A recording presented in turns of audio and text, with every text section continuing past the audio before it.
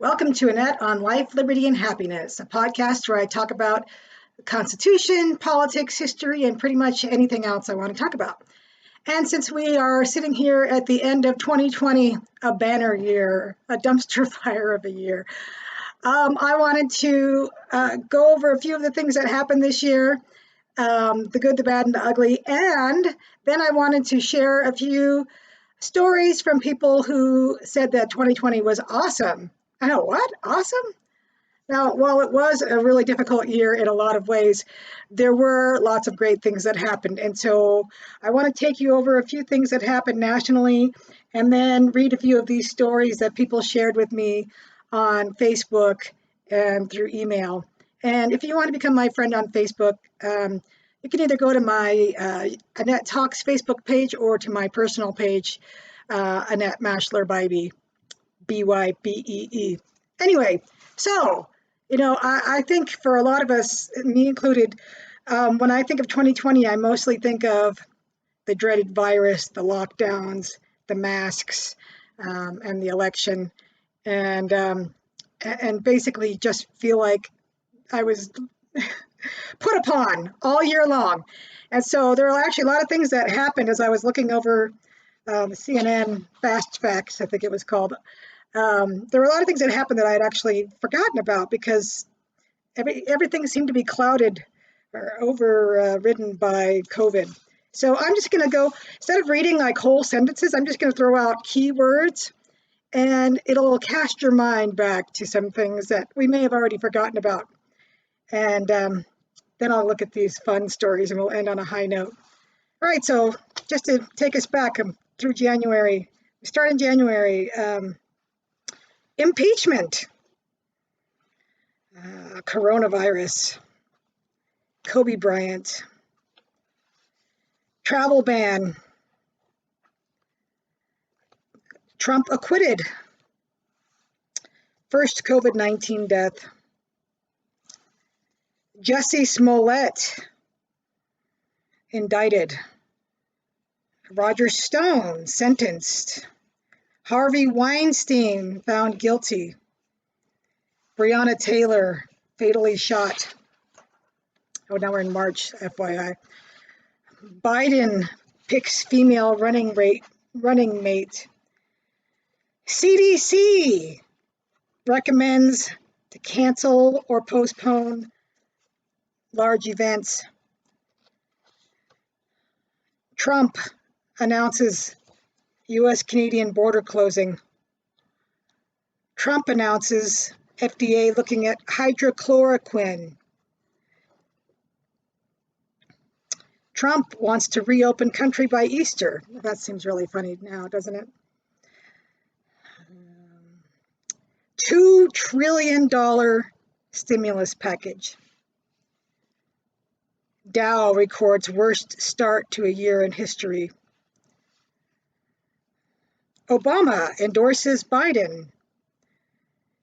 Eric Garcetti says no concerts or sporting events in LA until 2021. New York City deliberately shuts down the entire subway system for cleaning. Actress Lori Loughlin. George Floyd. 100,000 coronavirus-related deaths in the United States. SpaceX launches 2 NASA astronauts. NASCAR bans the flag, the Confederate flag. Rayshard Brooks fatally shot by Garrett Rolfe. Supreme Court gives LGBT rights from the Civil Rights Act of 1964. Ghislaine Maxwell arrested and charged. I think that's how you say her name. Or maybe it's Ghislaine. I don't know. Trump, Mount Rushmore, July 4th.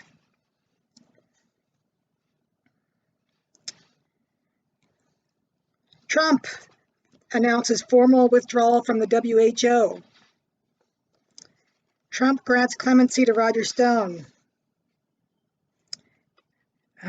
Redskins name and logo changed. MLB shortened season. NBA resumes season. Trump signs executive order for coronavirus relief. Biden announces Kamala Harris as running mate. Trump opposes funding for this postal service. August complex fire begins in Northern California. DNC kicks off with a 2-hour virtual event. Trump pardoned Susan B. Anthony. The National Susan B. Anthony Museum and House declines his pardon. I didn't know about that until I read this. Harris accepts the vice presidential nomination. Steve Bannon is charged. FDA issues an emergency use authorization of convalescent plasma to treat COVID-19. Kellyanne Conway announces she'll leave the White House, and her husband will leave the Lincoln Project. The RNC begins with an in-person roll call in Charlotte, North Carolina.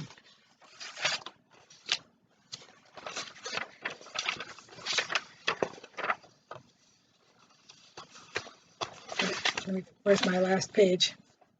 All right, we're in August right now. TikTok suing Trump administration. Kyle Rittenhouse, 17, arrested and charged with first-degree murder. Jacob Blake. 9 vaccine makers say they've signed a joint pledge to uphold high ethical standards.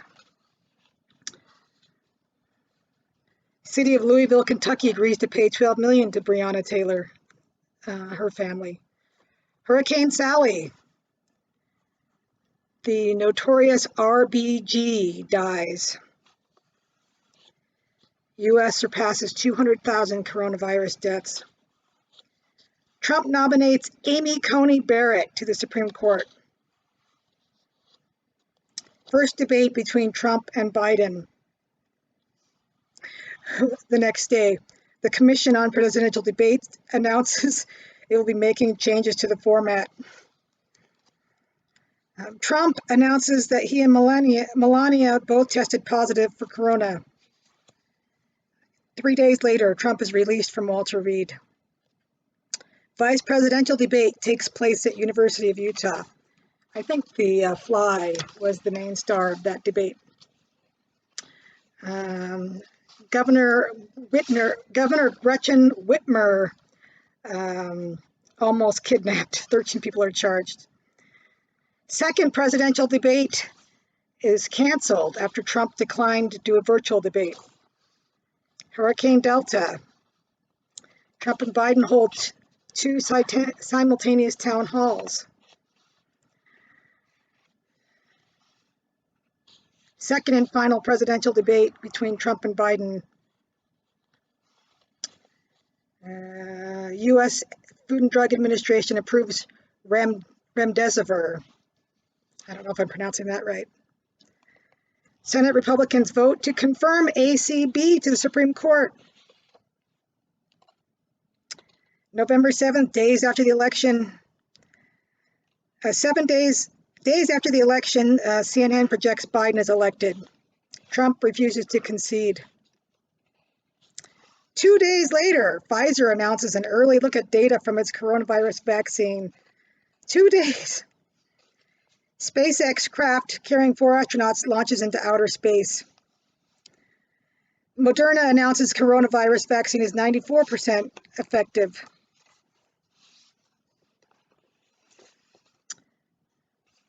Trump pardons Michael Flynn. Vanderbilt kicker Sarah Fuller, first woman to score in Power 5 college football game.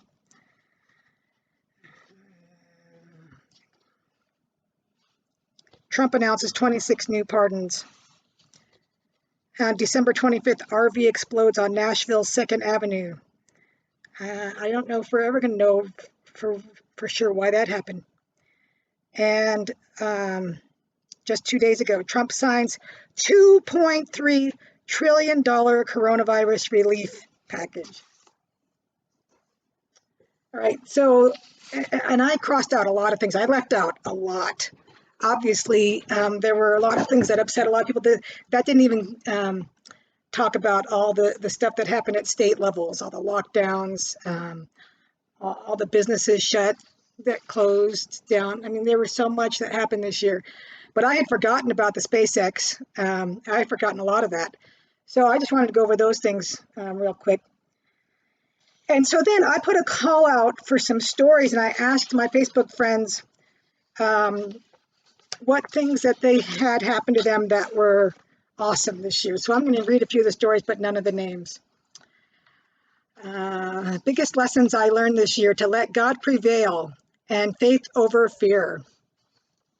Working from home allowed me to spend a lot more time working with my horses, which led to moving to a new property last month and now bringing my horses onto my own property.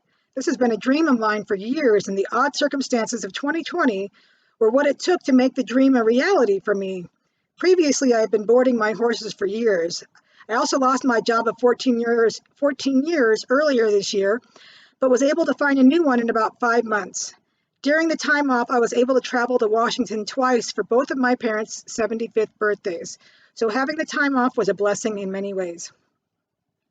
The next one: even though it was a tough year for everyone, I too went through a lot besides COVID. Had gotten a second DUI last October. Due to COVID, my court date had been postponed 3 times. Finally got sentenced and had to do 10 days house arrest and 2 years probation. Separated from my husband and had to move in with my son, trying to make my marriage work. I know this is my fault and things were tough dealing with it all. Now this is the important part. Obviously, this woman has gone through a lot. But I managed to stay sober through it all. I have 14 months under my belt and taking one day at a time.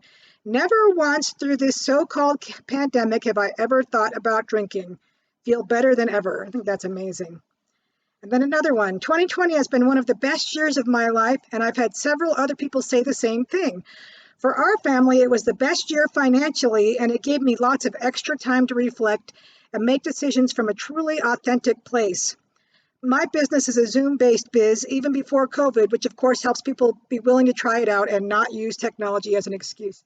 But that's one of the things that's been a bonus this year, is that people have had a lot of time at home. They've had a lot of time to work on things that they wouldn't have worked on before. I think a lot of things got accomplished that wouldn't have. I mean, we've been focusing so much on all the negatives that happened from the lockdowns.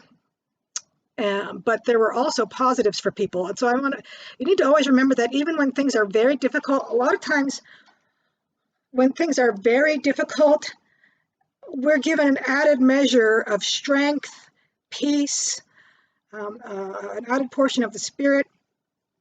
And so I think that's what happened with a lot of people. They were given some strength to deal with difficulties, and they were given some tender mercies. Here's another one. Although I was eventually laid off after being furloughed for 6 months, I'm now happily employed with the company I love with better pay and benefits and less stress. Another one: life-changing for me. That's all this lady said, but I know that from watching her Facebook feed, she has taken off like a rocket and become a political activist. I've seen a lot of that, interestingly enough, in a lot of females. And I'm not sure why that is, but I've seen a lot of women rally around the cause of trying to gain our liberty back from governors who have overreached, trying to help us to not have to wear masks, to get businesses back open.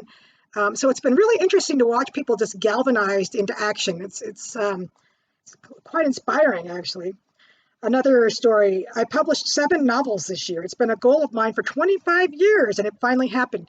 Again, someone had some downtime and was able to do something and make good use of it. I think that's amazing.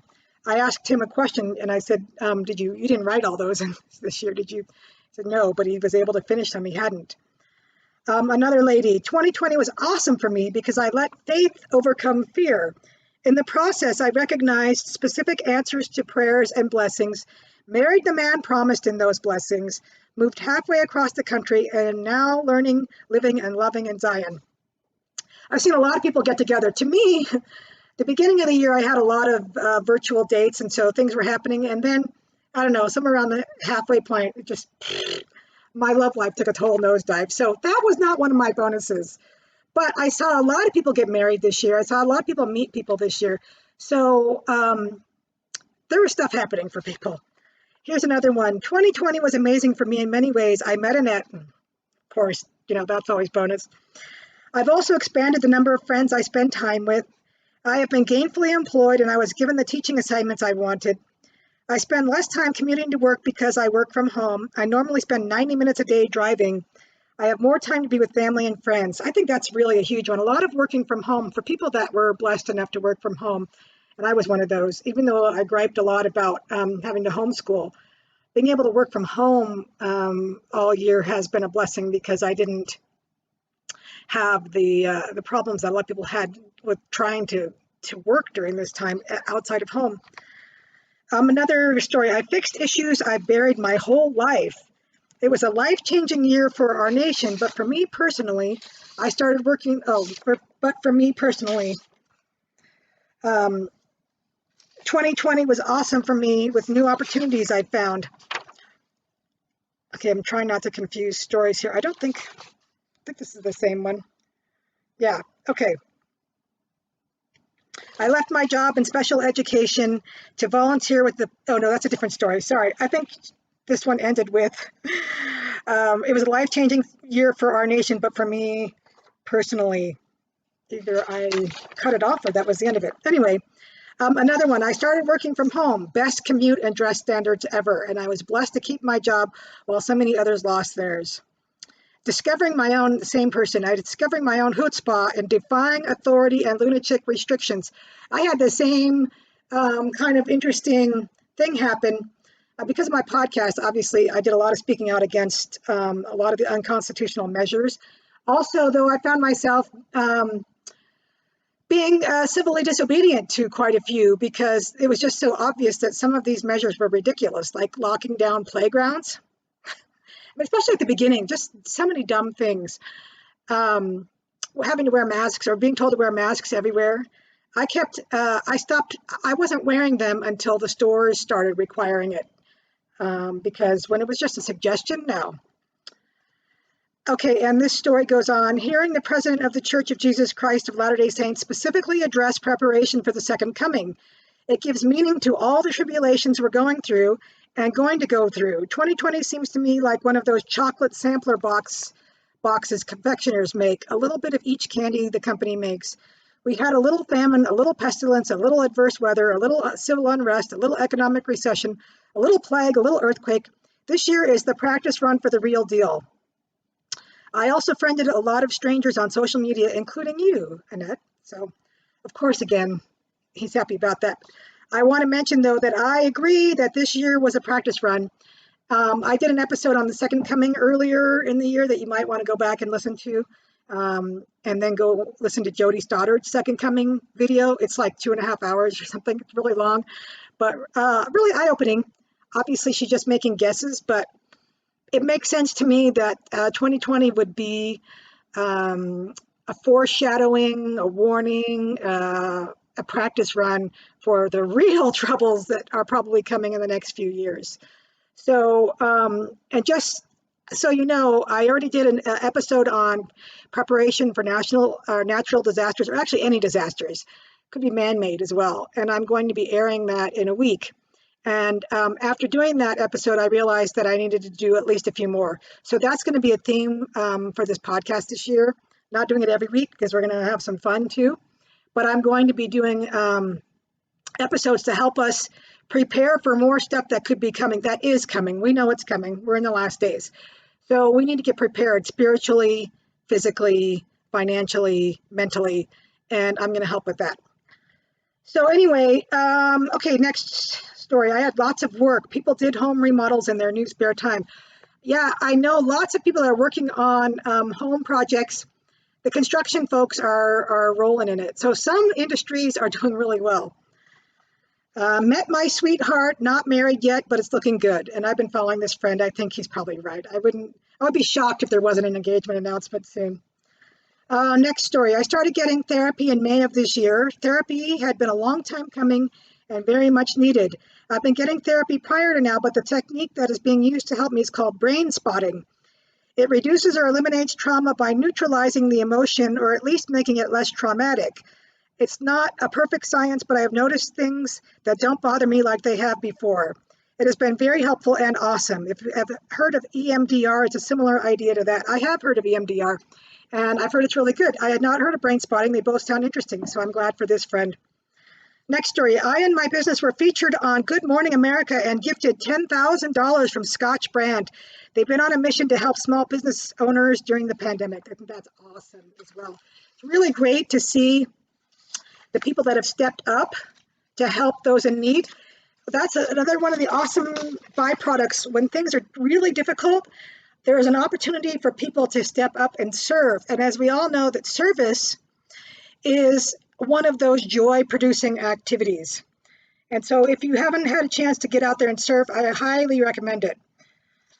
Okay, so here's another story. 2020 was awesome for me with the new opportunities I found. I left my job in special education to volunteer with a political campaign in Salt Lake County. I worked in a paid position with, I won't mention the name, for Salt Lake County Mayor campaign as a canvasser. I was actually able to be outside to do what I enjoy most. I was able to walk neighborhoods and talk with voters. It is strange to say this, but I did not get sick even once in 2020. I am healthier and happier than I could ever have been in my life. I think I even have a future in politics. I think that's awesome. You know, it's funny. I think I was actually healthier in 2020 than I have been in previous years as well. Maybe in part because I've been very diligent about taking vitamins, especially C and D, and maybe all the hand washing. I don't know. But I can tell you it's not from mask wearing because I only wear it when I absolutely have to. But anyway. All right, and the next one, I got married. That was pretty much the only good thing that came out of 2020 for me. And my response was, that's a pretty big thing. I'm actually kind of grateful that I didn't find, I wanted to find my guy during this time because I think it's a really good time to find out what someone's made of, how they handle difficult times. Are they gritty? Are they faithful? Are they not fearful? Do they still advocate for freedom? It would have been nice to find that. But I think I'm going to have plenty more hard times to see what someone's made of in 2021. I was grateful not to get married this year because I really did not want to do some little piddly wedding because you could only have a few people there. All right, last one. It was amazing for me because my wife and I brought a beautiful little girl home 3 weeks after COVID shut down Anchorage the first time. She truly has been the joy that's kept us through this year. Oh, and Mandalorian season 2. I'm really glad he mentioned that. I have to say Mandalorian season 2 was one of the highlights of the year for me, especially the last episode. If you haven't seen it, you've got to watch. I recommend both seasons. I actually liked season 2, I think better than season 1. And the last episode was amazing. I cried. It was great. Anyway. And I wanted to share my own personal story at the end of this, because yes, it was the worst of times, but also in some ways it was the best of times. And again, often those two go together. For me, I remember when we first shut down, and I was teaching gospel doctrine for my ward. And for those of you that are not LDS, that's Sunday school teacher. And I really enjoyed doing that. It's been my favorite calling. And we were studying the Book of Mormon this year. It was so funny. I remember going in at the beginning of the year in January, and I was like, hey, class, it's 2020. It's going to be such a great year. Last year, I looked forward to 2020 so much because 2020. How awesome is that? You only see that usually once in your lifetime. Yeah. Nobody in 1919 is around for 2020. But anyway, or probably not. Anyway, 2020, I thought it's going to be so awesome. And so I was so excited. We're studying the Book of Mormon. It's 2020. Little did I know what would happen.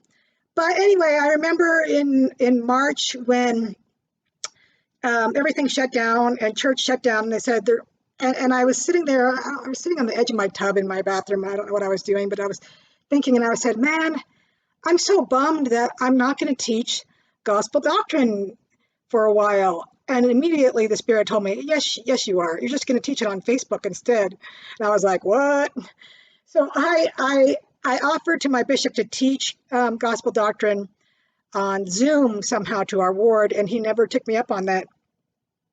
And so but I felt really inspired to go and start teaching it on Facebook Live. And so I was doing that every single week, and I'm used to teaching every other week. And then I had to learn the Facebook Live, and there were glitches. I had so many glitches. But every week I was studying the Book of Mormon like I've never studied it before. And so I had so much spirituality. I think I taught, I want to say 15 or 16 weeks straight, except for maybe during conference. And every week it was, when I got on to teach, the Spirit was so strong. It was amazing. Who would have thought that sitting here in front of a computer all by myself, talking into a microphone and only looking at myself, that I could feel the Spirit so strongly. But it was, every week it was so strong. And I had all these people logging in, and I would ask questions and they would comment in the chat. And I think I was mostly reaching singles. There were some members of my ward I was mostly reaching singles like me who were at home and not able to go to church, and many of them alone. And so I felt like I was meeting a need, and I had so many people thanking me for it. But I was spiritually enriched in a way, and I don't know if this was the time in my life for me to gain an even greater testimony of the Book of Mormon, or if that was Heavenly Father's way of helping me to get through 2020, because he knew how difficult it would be for me to watch our freedoms contract so greatly. But at the same time as I was watching that happen, I was gaining such a strong testimony of the Book of Mormon, and I was able to help week after week by serving people who didn't have any church at all. Because for a long time, nothing was happening until people finally got it together and started having Zoom church and stuff. So, and then eventually I picked up a few other people that were teaching it on other weeks, so I wasn't teaching every week. But that to me was amazing, also because people that weren't members of the church were also logging in and watching, or former members were watching, and it was just a really great experience. So there was that, and there were some other spiritual experiences that I had during the year. And also I did have a lot of bonding time with my girls because I was home with them quite a bit. So I just wanted to end on that note. 2020 was a dumpster fire, but in a lot of ways it was also awesome. And so that gives me hope, because we know 2021 is going to be uniquely difficult as well. Politically, in a lot of ways, the 2020 has set 2021 up to be challenging. So we know that it's going to be difficult, but we also know from 2020 that with difficulties, if we're looking for it, we're also going to see miracles and a lot of tender mercies. So I hope that you'll keep listening, because I'm going to try and do episodes on things that are going to help us get through 2021, on how to receive more personal revelation. I'm hoping to get some comedians on and have some funny episodes. Also, those preparation episodes. I have a gunsmith that says he wants to come on and help me share how to get guns and ammo during tough times. That could be really important. So I'm hopeful that we can make the best of 2021, just like so many of us did with 2020. So thank you for listening this year. And for those of you that are new, welcome aboard. Please share this podcast either through YouTube or Facebook or other ways. I would love to really increase my listenership in 2021. I want to help you. I want to help you all as I'm helping myself. So thank you for listening to Annette on Life, Liberty, and Happiness, where freedom lovers gather. This podcast can be found on iTunes, Stitcher, Spotify, iHeartRadio, Amazon Music, youtube.com/Annette Talks. Goodbye, and goodbye to 2020.